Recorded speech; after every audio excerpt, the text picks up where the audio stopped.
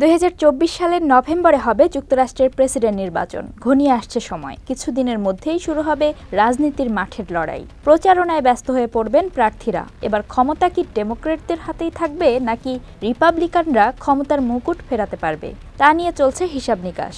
তবে নির্বাচনে এগিয়ে থাকতে দল গোছানোর পাশাপাশি বড় প্রচারণার প্রস্তুতি শুরু করেছে মার্কিন প্রেসিডেন্ট জো বাইডেন ও সাবেক প্রেসিডেন্ট ডোনাল্ড ট্রাম্পের দল। এরই মধ্যে ডোনারও পেয়েছেন রিপাবলিকান নেতা ডোনাল্ড ট্রাম্প। এবারের নির্বাচনে ট্রাম্পের প্রচারণায় ব্যয় করতে $50 মিলিয়ন অনুদান দিয়েছেন টিমোথি মেলন নামের এক ব্যক্তি।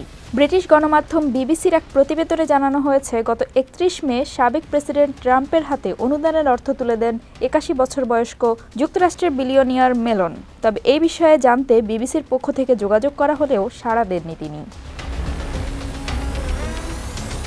রাজনৈতিকভাবে সচেতন ব্যক্তি হিসেবেই পরিচিত টিমোথি মেলন।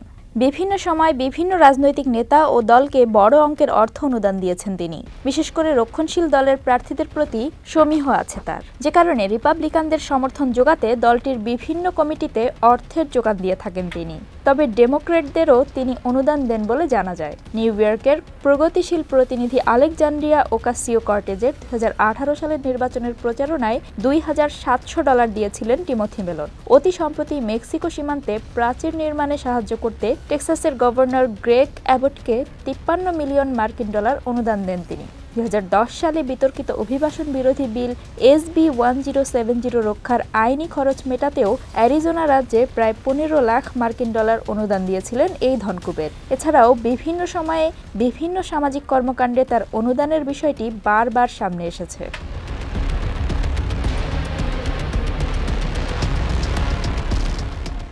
ফোর্বস ম্যাগাজিনের তথ্যমতে আইরিশ অভিবাসী থমাস মেলনের বংশধর টিমোথি মেলন 1818 সালে যুক্তরাষ্ট্রে পাড়ি জমানোর পর নির্মাণ এবং ব্যাংকিং ব্যবসায় মনোনিবেশ করেন থমাস মেলন।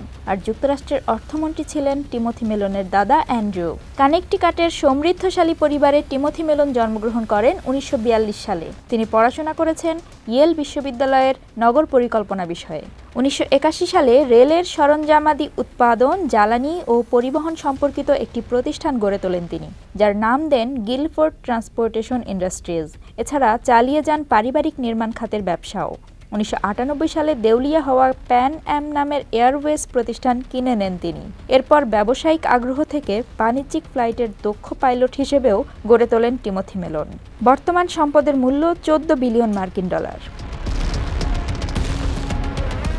যুক্তরাষ্ট্রের সমৃদ্ধশালী পরিবারের তালিকায় মেলন আছেন 34তম অবস্থানে। তবে ধনীদের বিভিন্ন মিলন মেলায় কিংবা আড্ডায় মেলনকে খুব বেশি দেখা যায় না।